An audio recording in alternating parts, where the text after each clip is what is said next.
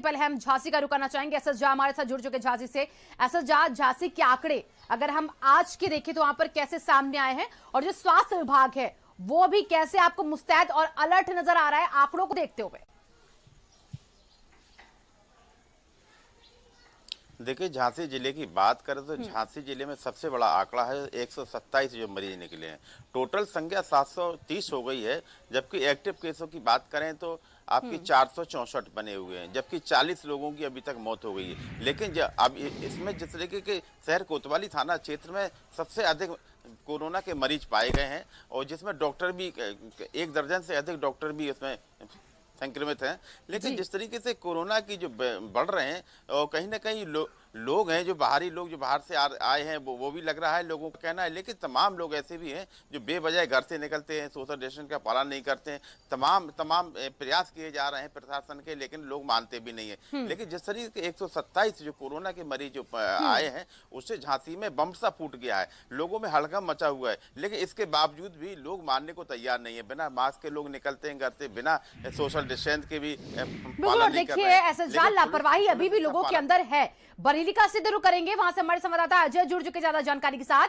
अजय, बरेली की क्या स्थिति अभी? देखिए शिवांगी, बताना चाहूंगा कि बरेली में फिलहाल कोरोना संक्रमण की जो आंकड़ा है वो उसमें थमने का नाम नहीं ले रहा है। एक हफ्ते की बात की जाए तो डेली अभी 50 निकलते हैं, कभी 49 निकलते हैं, कभी 40 निकलते हैं। अभी अगर बरेली की बात की जाए तो 24 घंटे में 25 नए मरीज मिले हैं, और इसी के साथ जो है 671 का आंकड़ा जो है पार कर गया है। 280 मरीज जो है डिस्चार्ज हो चुके हैं, जबकि एक्टिव केस की अगर बात की जाए तो 370 है, जिसमें 21 मरीज जो है जिसमें जो कोरोना की चलते अपनी जो है मौत हो चुकी है। तो शिवांगी, इस मौके पे मैं बताना चाहूंगा कि स्वास्थ्य विभाग बराबर दावा करता है कि शहर में सैनिटाइजेशन कर रहा है, वैक्सीनेशन किया जा रहा है, लगातार सैंपलिंग की जा रही है। लेकिन शिवांगी, कहीं ना कहीं बड़ी खामी नजर आती है। क्यों? क्योंकि जो आईवीआरआई में जहाँ सैंपल आते हैं वहाँ दावा किया जाता है कि 7 बजे तक सारे सैंपल की रिपोर्ट आ जाती है, लेकिन मीडिया से जो बुलेटिन इशू किया जाता है वो 11 बजे भी इशू किया जाता है, 12 बजे किया जाता है। कल भी 1:10 पे सीएमओ ने सूचना बुलेटिन इशू करा और सूचना दी कि टोटल जो केस है 24 घंटे में वो 42 केस हो चुके। तो कहीं ना कहीं स्वास्थ्य विभाग जो है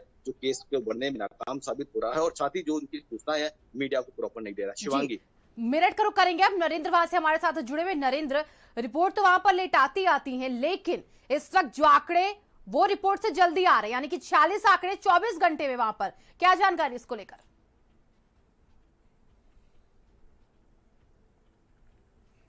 46 जो नए मरीज मिले हैं वो दरअसल मेरठ में एक कैंपेन चल रहा है 1 जुलाई से लेके 12 जुलाई तक के बीच में, जिसमें घर घर जाकर लोगों की स्वास्थ्य विभाग की टीम स्कैनिंग कर रही है।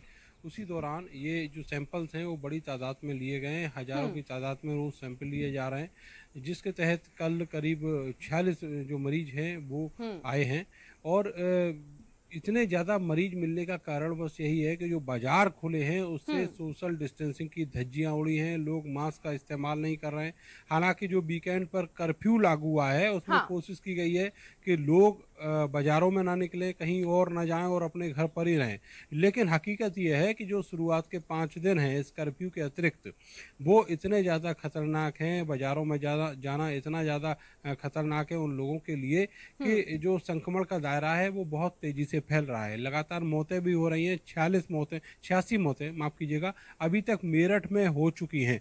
और मेरठ मेडिकल कॉलेज और सुभारती जो विश्वविद्यालय उसके अस्पताल में जो कोविड अस्पताल बनाए गए हैं वहाँ की ये रिपोर्ट है।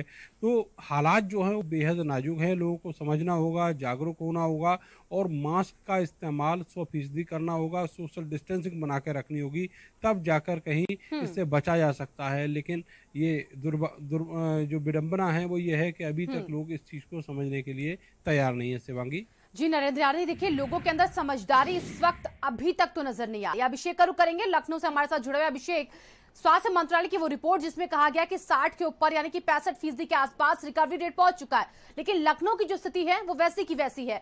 चाहे आप यूपी में पूरे आंकड़े देख लिए ओवरऑल, चाहे आप लखनऊ के आंकड़े देख ले या फिर अन्य जिलों के देख ले, लगातार रेट बढ़ रहे हैं संक्रमितों के, यानी कि जो आंकड़े हैं उसका फीसदी लगातार बढ़ता हुआ। क्यों फिर, जब टेस्टिंग भी लगातार हो रही है? तो बिल्कुल, देखिए ये एक दूसरे से डायरेक्टली प्रोपोर्शनल है। जिस हिसाब से टेस्टिंग फैसिलिटीज़ बढ़ी हैं, नंबर ऑफ टेस्ट बढ़े हैं, और अब तो 50,000 टेस्ट का प्रतिदिन का एक लक्ष्य रखा गया है शासन की तरफ से। तो ऐसे में वो तमाम जो केसेस जो छुपे हुए थे, जो एसिम्प्टोमेटिक केसेस हैं, या फिर जैसा नरेंद्र बता रहे थे कि लगातार रैंडम सैंपलिंग कराई जा रही है पश्चिम के कुछ जिलों में, और अब ये प्रक्रिया पूर्वी उत्तर प्रदेश के जिलों में शुरू होने वाली है। हाँ। तो ऐसे में वो तमाम केसेस खुल करके अब सामने आएंगे, एसिम्प्टोमेटिक केसेस भी अब सामने आएंगे जो अभी तक पता नहीं चल पा रहे हैं। और इसी लिहाज से, इसी प्रोपोर्शन में आप देखिए कि केसेस भी मिलना शुरू हो गए हैं।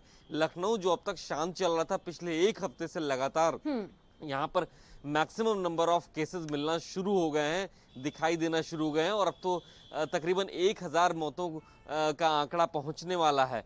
तो ये जाहिर तौर पर, जैसा कि हमारे सभी साथी कह रहे हैं, सभी जिलों में लगभग यही हाल है। हाँ। दिक्कतें हैं, लोग जो प्रोटोकॉल्स हैं, अनलॉक 2 के जो प्रोटोकॉल्स हैं उसका ठीक से पालन नहीं कर रहे हैं, और इसी वजह से जो केसेस हैं वो अब एक्सपोजर पर आ चुके हैं, केसेस दिखाई दे रहे हैं। और इस बीच में जो ट्रेसिंग है, इसकी फैसिलिटीज को बढ़ाया गया है। तो जाहिर तौर पर इन तमाम चीजों को देखा जाए तो मैक्सिमम नंबर ऑफ केसेस इस समय दिखाई दे रहे हैं। जी, बहुत बहुत शुक्रिया आप चारों का फिलहाल इन तमाम जानकारियों के लिए। और देखिए, यूपी में कोरोना के बढ़ते मामलों पर प्रियंका गांधी ने अब